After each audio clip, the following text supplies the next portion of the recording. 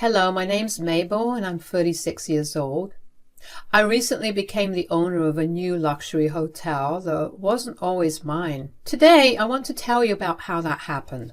Let me introduce you to the old owner of the business, my ex-husband, Calvin. Calvin and I met in college. We hit it off pretty instantly. We started dating shortly after we met and we just stuck. Calvin was everything I wanted in a partner, so I knew there was no reason for me to ever leave him. After we graduated, we focused on our own careers and worked really hard to make it big. I had been doing fairly well as I earned pretty well, and I was in a respectable position in my company. Calvin, however, was doing way better than me. He very quickly climbed the corporate ladder and found himself in a very high position in his company. It was around this time that Calvin asked me to marry him, and I enthusiastically said yes. We decided to have a relatively small wedding so we could splurge on a nice house for us. Now, I had more than enough money to buy my house and a big wedding, but I didn't want to dip into my savings. You see, when I was growing up, since I had about 4 other siblings, my family struggled financially. Both my parents worked in high-paying jobs, but having 5 children so close in age did not help. So as soon as I started working, I began saving up. I opened a savings account that had a high rate of return, and I have been religiously adding to it ever since then. I had built up quite a good amount of money by the time I got married, so even though I had the means to, Calvin and I both decided that it wasn't necessary to use. Anyways, after that, Calvin and I lived pretty comfortably. We never really lacked anything, and on more occasions than I'd like to admit, we made impulse purchases that would make anyone's eyes pop out of their skull. I'm only saying all this so I can paint a picture of just how good we had it. So I was very concerned when I began to notice how depressed Calvin was beginning to get. He seemed so lifeless and rarely talked to me. One day I finally managed to sit him down properly and got him to talk. "What's wrong, honey?" "I don't know. I just feel like I haven't accomplished much." "What are you talking about? You're at your peak right now. You're one of the highest paid employees in your company and you have the next highest power after the CEO. Yeah, I know. It's just, it doesn't feel right." "What do you mean?" "Well, I'm grateful that I get to make so much money and exercise the power that many people dream of, but this is not what I always had in mind." "Are you talking about your dream to open up your luxury hotel?" "Yeah. I mean, now is the perfect time to do it, right? I've achieved whatever I needed to, and we're definitely really comfortable with our lives." "So what's stopping you?" "It's a huge risk, Mabel. If I have to start something that big, I'd have to quit my current job and we'd be able to survive on my savings for around another 4 to 5 years. That's only for our survival. I have no other means to fund the project." "Well, how badly do you want to start the project?" "Honestly, as soon as I can. But realistically speaking, I probably have to work another 8 to 9 years before I have enough money to fund it and allow us to survive comfortably." "Actually, you don't need to do that." "Huh? What are you talking about?" "You know how I've been putting aside money since I was 16? Well, I have a pretty large amount in my savings with interest and all. I could give you the money." "What? No, that's your money. You shouldn't have to give it all up for me." "That's nonsense, honey. There's no such thing as your money and my money. We're married and I love you. Just let me do this one nice thing for you, okay?" "I really don't know how to thank you enough for this." "Just be as successful as you can and be happy. That's all I want for you." I never had any big ambitions in my life, but I knew all about Calvin's big dream.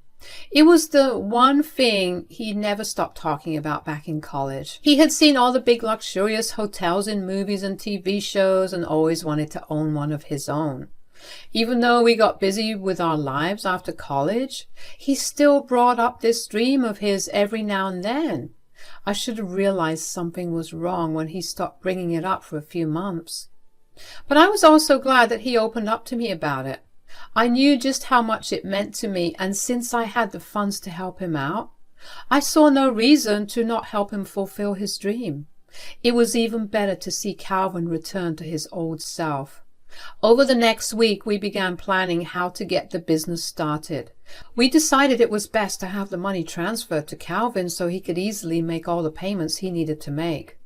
However, I wanted to transfer all the money he needed at once without seeming suspicious in any way.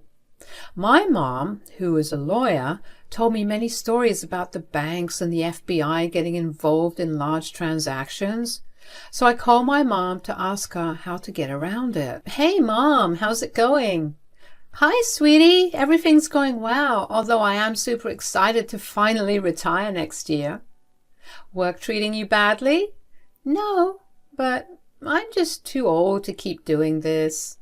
I still love my job and I'm grateful for everything it gave me, but my God, it never stops. I'm counting down the minutes to my retirement at this point.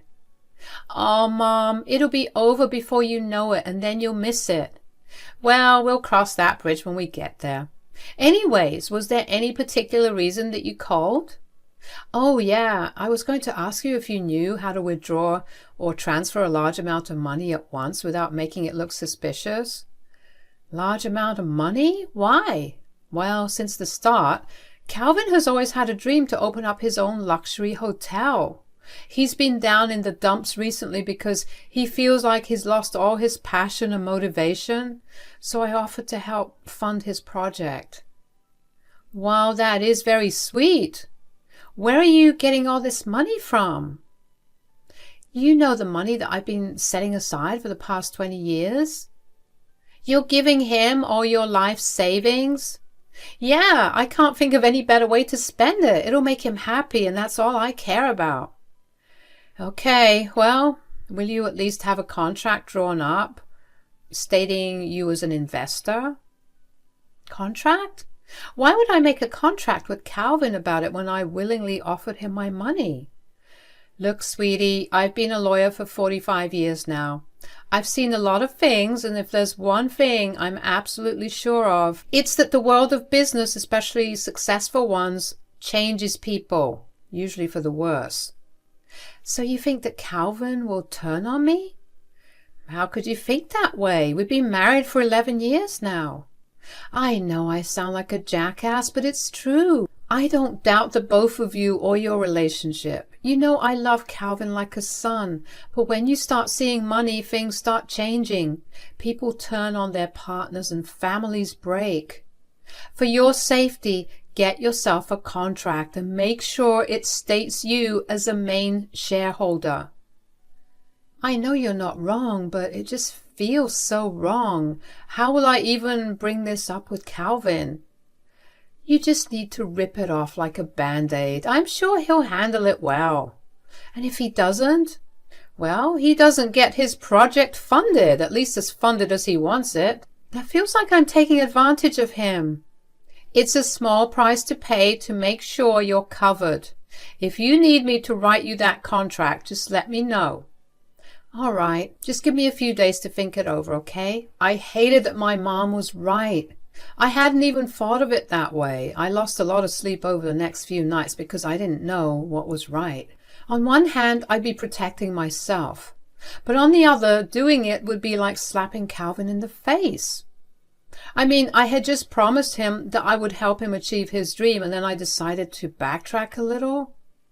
But eventually I decided to go ahead with the contract. I decided to get a second opinion from another lawyer, one that wasn't going to be biased towards me, because I knew them. They agreed with what my mom had said too, and also brought to light that having this contract would serve as a savior for both Calvin and me. My stomach was a mess that day that I decided to talk to Calvin about it. After dinner that day, I sat Calvin down and told him that I needed to talk to him about something. Hey, so I needed to talk to you about something. Yes, what is it? You know how I said that I would give you my money? Yes. Well, I was talking to my mom about it, and you know, since she's a lawyer and all, she implored me to make a contract with you about it. A contract? For what?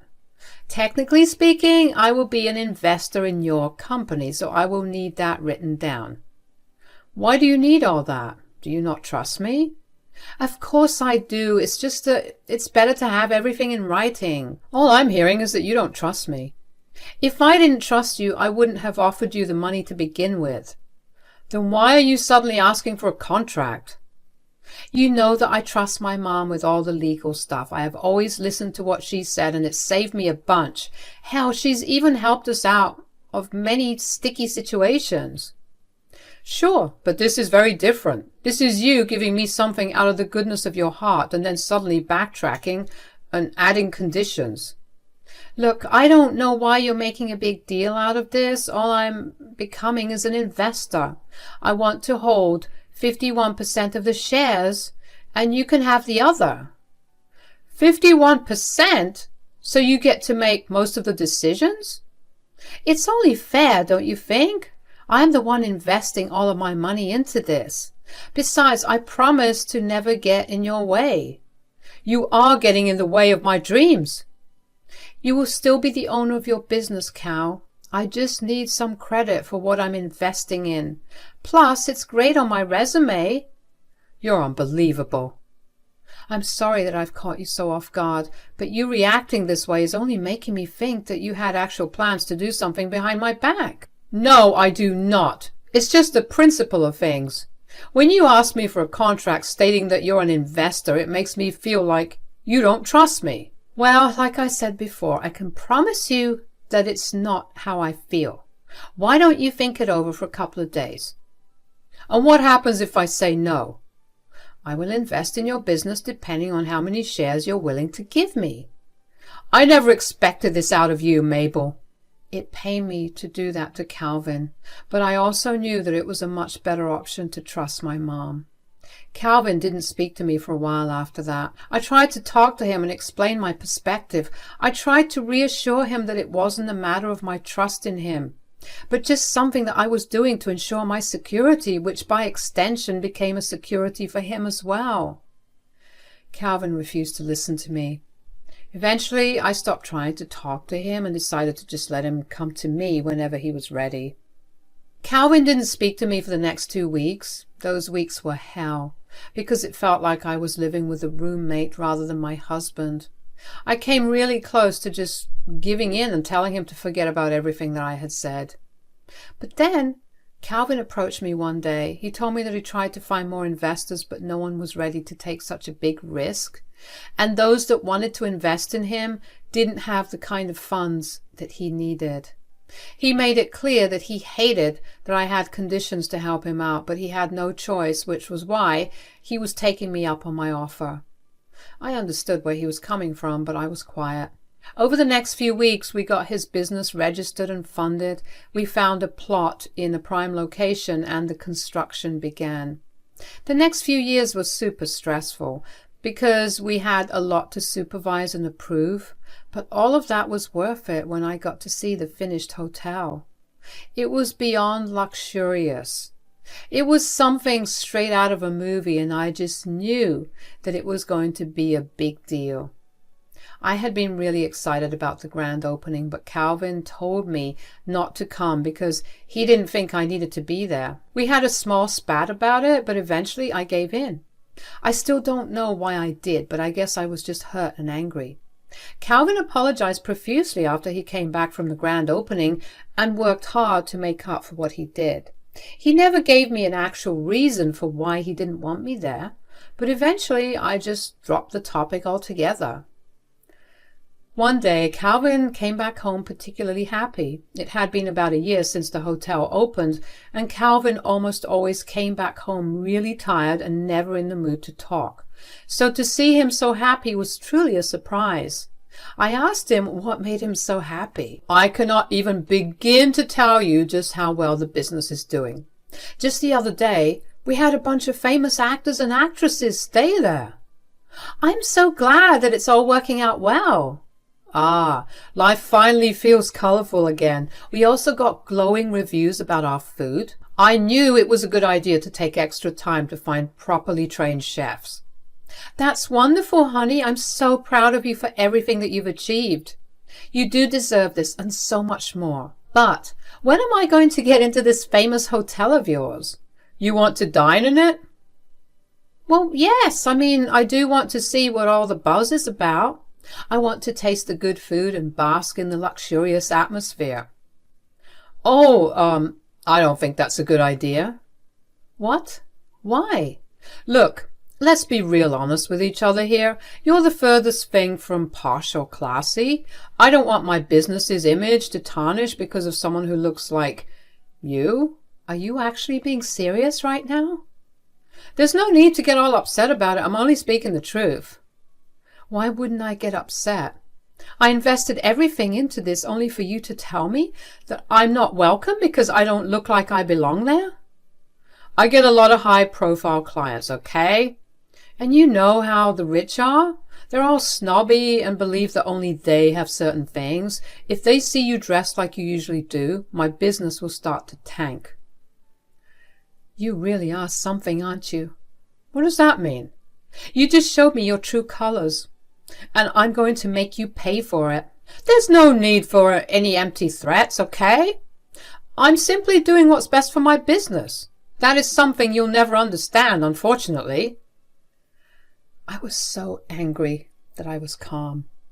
I couldn't believe that my own husband thought so lowly of me. What had I done to him to deserve this view? All I could think about at that moment was how I had lost all the money that I had invested. It all felt so pointless to have even tried to support my husband when he thought I was not allowed to enter the hotel based on something so superficial. I never even got to pocket any of the returns on my investments because that went straight into Calvin's pocket. That was something I was happy to give him because I was already earning enough for myself through my own job. It was not like Calvin spent that money on anything but the house anyway. But now I needed to get it all back. I saw no reason for someone as ungrateful as him to own his dream. He must have forgotten just how his business came to be, because if he did remember it, he would never have treated me that way. I wanted revenge, and I knew just who to go for that. I called my mom up after Calvin left the house to give me space to cool down. I told my mom everything that had happened and asked her if I could do anything. She told me that since I was the major investor and shareholder, I had a total say in what happened in the business. No big decision could be made without my approval, and I also got to decide who owned the business. Armed with that knowledge, it was only a simple process of holding a board meeting with the rest of the shareholders and letting them know that there had been a change in ownership. Of course, I was asked why the sudden change, and when I explained what had happened, most of them looked shocked. Some of them even snickered at the absurdity of Calvin's actions. By the end of the meeting, all of them were on board with my plan. Then came the paperwork, which took a little while. I knew that everything had been done successfully when Calvin came back home one day, fuming. He stormed into the house and began yelling my name really loud. He finally found me in our bedroom. "What the hell did you do?" "What are you talking about?" "Don't even. I just got called for a board of directors meeting, and I got told that I was no longer the head of the hotel." "Oh, really? That's rough. How could you do this to me? You knew this was my dream. Some dreams are just not meant to be fulfilled. You threw me out all because I told you that you weren't fit to sit in my hotel. Tell me how you would have reacted if the tables were turned." "I would definitely not have done this because that would never have happened. I take great pride in how I look, and I make sure that I look the part wherever I go." "That's true. You do look very much like the loser you are." "How did you even do this?" My, for someone who claimed that they knew what business was like, you sure don't understand how it works, huh? "This has something to do with that stupid contract, doesn't it?" "Since I'm the major shareholder, I get to have a say in the ownership as well. You insulted me, and I made you pay for it. If you think this business can run without me, you're sorely mistaken. I have created rapport with so many famous people that the business will crash the second they find out that I'm no longer in the picture." "That's not something I'm too concerned about. I've heard all about your rapports. All you've been doing is irritating the guests and tailing them all in the hopes of making it bigger. In fact, it's because of this that the business is starting to fall. Now, with you gone, I'm sure the business will soar again. Who are you even replacing me with? Me, obviously. And I'm going to make it the most successful thing you've ever seen. And when I've made it big enough, I'll make sure to give everyone an entry, including you. Here, take these divorce papers and get the hell out of my life. Calvin tried to beg me more to take back what I did, but I was done with his antics. I had sacrificed all my hard-earned money to help him, and then he showed me his true colors. I was not going to let someone that selfish back into my life. Seeing the color drain from his face as he realized what he had done was the most satisfying thing that had ever happened to me. I took away the product of his hard work in the same manner that he had done to me. After that, a lot of things happened in rapid succession. First, Calvin tried to contest a divorce, but I let him have everything else he wanted but the business. He got the house, but the business was untouchable, as it was all mine. Then I got a lot of Calvin's family members messaging and calling me to tell me what a horrible person I was. The old me would have been really upset by that. But if there was one thing that Calvin taught me, it was how to stand up for myself. I gave them all the truth and presented them with evidence of everything. That only led to Calvin getting ostracized by his family because he had apparently lied to them all and told them that I had stolen the business. They were disgusted in the way that he treated me, and they made sure he knew about it. Many of them reached out to apologize, and in return I gave them discount coupons for the hotel. I'm still healing from everything that Calvin put me through, but I'm also finally living freely. The hotel's business is booming. Now that I've opened it up to a bigger demographic, I will forever be grateful to my mom for having much better hindsight than I will ever be able to have. But for now, I'm just going to enjoy the next chapter of my life to the fullest.